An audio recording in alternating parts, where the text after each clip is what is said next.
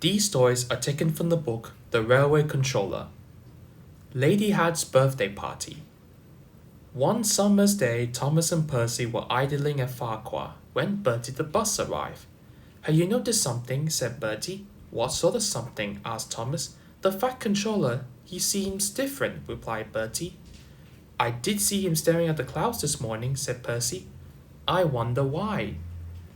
The reason was simple. It was Lady Had's birthday and Sir Topham had a new outfit. It's perfect for my birthday party, said his wife. You look splendid, Topham dear. Then I'll wear my finest hat just for you, he replied. Your birthday is a great occasion. It is, so don't be late. Don't worry, my dear, I shall be spick and span and right on time. Later that day, the Fat Controller had changed into his new suit. You look fine, sir, said the butler. You best be going. Indeed, agreed the Fat Controller. The engines are busy, I'll take the car. Is it reliable? Asked the butler. Certainly, said the Fat Controller. But it wasn't. As he sped along, he suddenly saw a large hole on the road. He braked hard, but it was too late. Bother, now I got a puncture.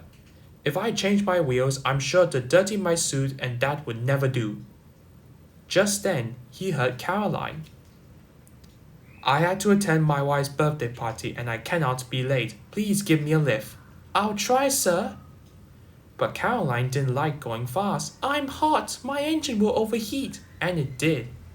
Told you so, said Caroline sadly. Bother, bother. Then he heard a loud whistle. It was George the steamroller. George was cross when he saw Caroline. Call yourself a car. You are a disgrace to the road. Find yourself a scrapyard. Caroline spluttered in fury. George's driver was more polite. Can I be your assistant, sir? Only if you can get me to my wife's birthday party, sighed the Fat Controller. We can take you to Thomas, replied the driver. He's just down the line. Much obliged. And they rumbled away. What about me? Wailed Caroline. I'll send for help, called the Fat Controller. Stay there. That's all I can do. George was enjoying rolling along the lane, but not the Fat Controller. Oil splashed everywhere. Worse was to follow. Help! Cried George. Something snapped! He veered out of control and the Fat Controller landed in a muddy ditch close to where Thomas was taking on water. Bother, bother! Thomas had never seen the Fat Controller in such a mess. Can I help you, sir? Asked Thomas's driver. Yes, please. Get me to the big station as fast as you can. I'm afraid our fireman's been taken ill. Then I'll be your fireman, sighed the Fat Controller. Thomas was excited. The Fat Controller had to work hard. Coal dust and smog flew everywhere. At last they reached the big station. The Fat Controller looked at the clock. Just in time, he gasped. He hurriedly picked up a huge bunch of flowers. Good luck, called Thomas. The Fat Controller's wife was waiting for him. As the clock struck 3, there stood Sir Topham Hatt, tired but triumphant. He gave his wife the flowers. Well, thank you, my dear. I knew this was my special birthday party, but I didn't know it was fancy dress. Everyone laughed. And then the party began. Toby's discovery. One morning, the Fat Controller and his grandchildren are going to the seaside. They arrive on board Toby and Henrietta. They came to a small seaside station. Soon the children were playing in the sand, building a splendid castle. The Fat Controller inspected it. My word, that's a very fine castle. Have you seen a real one like it? Yes, replied the children. It's here on the island, and they show him an old map. Pondered the Fat Controller. That part of the island has never been explored for years. Come along, Toby, he said at the station. We are going exploring. It will be a great adventure. Soon they were in the wildest part of the island. They stopped by a lonely signal box. Where might you be going then? Asked the signalman. We're trying to find an old castle, replied the Fat Controller. I know the place, sir, said the signalman. There's a small junction not too far down the line. Just switch the points.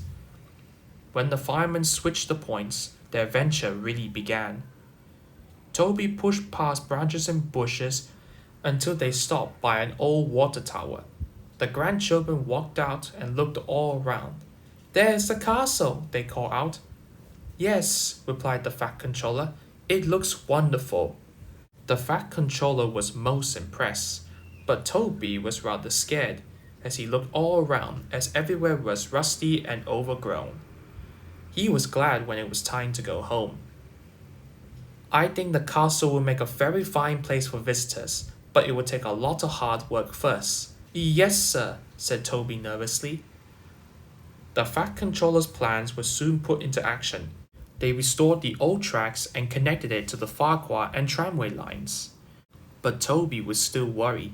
I'm sure this place was haunted, he said to himself. It's our turn to stay here on guard tonight, Toby. Oh yes, why not? Shouted Toby. Beware of the ghost, Toby, Thomas said. What ghost? Asked Toby. The old warrior ghost.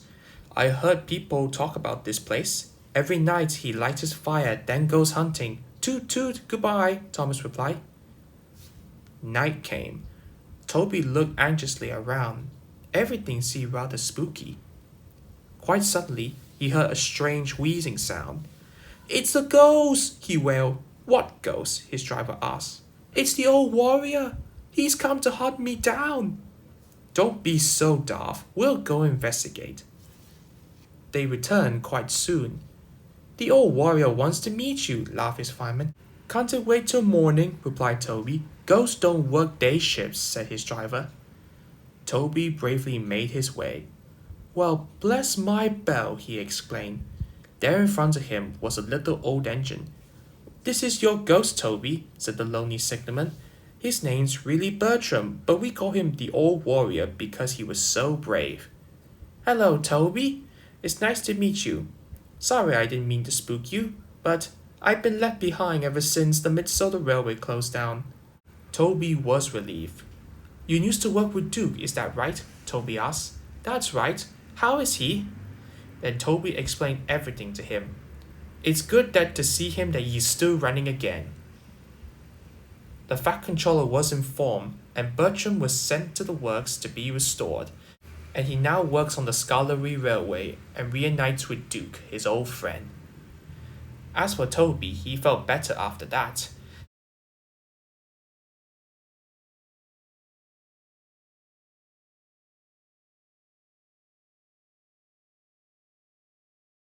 Holiday. One day, Thomas the Tank Engine is collecting the Fat Controller, his wife and grandchildren from the seaside. The sun shone and everywhere looked splendid. But Lady Hat was feeling hot and tired. She took her troubles out on Annie and Clarabelle.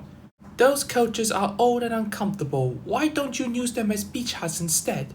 Thomas was most upset. You won't let them turn Annie and Clarabelle into beach huts, will you? Of course not, Thomas, replied his driver, but I must admit they could be smartened up. The next day, the Fat Controller used Percy to take his family to Harrow's airfield. They were just about to board Harrow when it happened. A biplane zoomed overhead. It flew low and narrowly missed the head of the Fat Controller. What was that? Gasped the Fat Controller who had ducked. That's Tiger Moth, grumbled Harrow. It's rude and flies much too low. So I could see. Please take us up, Harrow, before there's another disturbance. A few days later, Harrow arrived at their holiday home with bad news.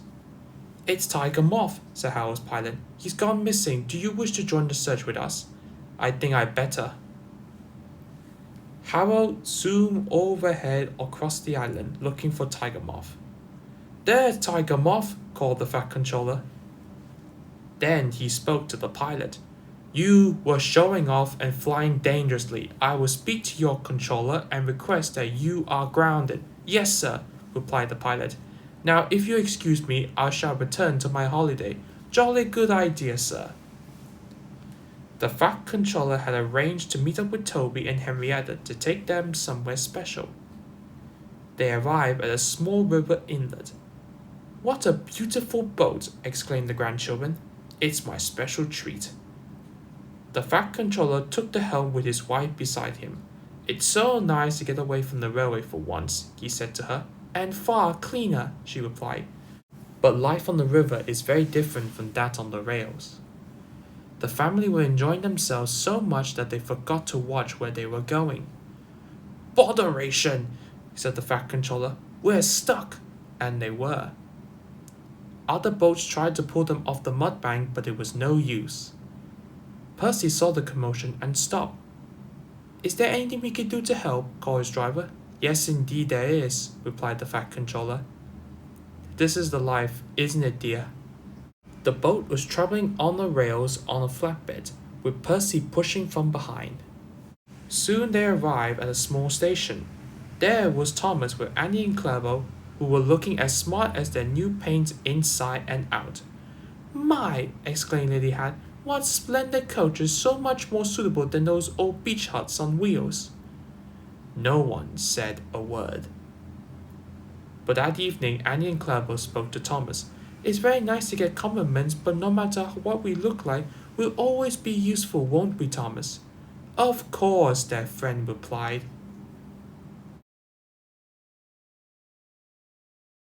Gordon and the Gremlin.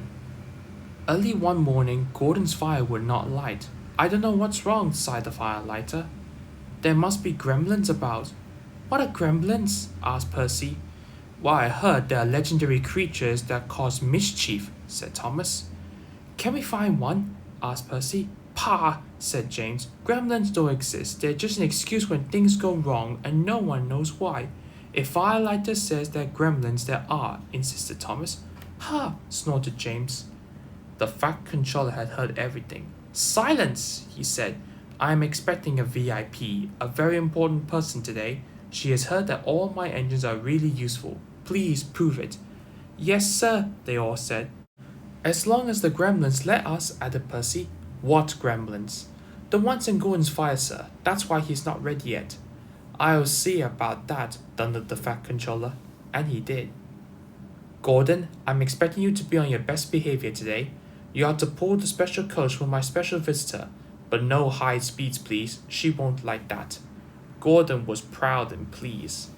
He was waiting for his special coach when Percy puffed in with some trucks. What's the matter, Gordon? You're late. Driver says there's gremlins in the turntable, replied Gordon. They must be everywhere, squeaked Percy. At last the turntable was mended, and Gordon puffed away with a special coach. He was soon working hard to make up for lost time. After he arrived at the big station, the fat controller became concerned. Where's Thomas? He wondered. He's supposed to bring my visitor from the docks. Ha! Huffed Gordon. Thomas isn't really useful if he's late. But it wasn't long before Thomas arrived. I'm sorry. A cow strayed on the line and we had to wait for the farmer to take her away. But driver says your visitor is here safe and sound. Indeed she is, smiled the fat controller. How nice to see you. Who is it? Whispered Percy. I don't know, replied Thomas. But the fat controller is certainly keen to please her. He's arranged a special party for her. She's got a dog as well, said Percy. Ruff. Come on, Thomas, said his driver. You need a drink. Pa, puffed Gordon. Thomas is just a lazy little engine. The fat controller is expecting me to arrive on time. We are late because of Thomas. Gordon's driver decided to make up for lost time. Then there was trouble. I think we'd better slow down. This is an old line, could make things uncomfortable for the VIP. And it did. She was taking a bath and the water was sloshing all over the place. Ooh! She cried. Gordon was very relieved to reach his final destination at Wellswood, where the important visitor would be staying at Topham Manor with the dog. When they come back the next week, he blew an extra long whistle. This frightened the visitor's dog so much that he fled from the station and ran into a field where a bull was grazing. The bull frightened the little dog even more. He ran back up again and onto the platform and headed towards Gordon's cab. Gordon and his crew were surprised to see the dog. "Well, Gordon," chuckled his driver, "I guess you did have gremlins after all." Gordon chuckled as they continued on their way. The dog had a wonderful ride all the way to the docks. "What's the dog's name?" asked the fireman. "Well, after today's events, I think I'll rename him Gremlin." The Fat Controller chuckled. "In that case, I met one at last. Ha ha!" "Excuse me, sir, but who is your very important visitor?" "Why, didn't I tell you? This lady is my mother, and she agrees with me. You are indeed really useful engines, and my mother, of course, is always right. Ha ha ha!"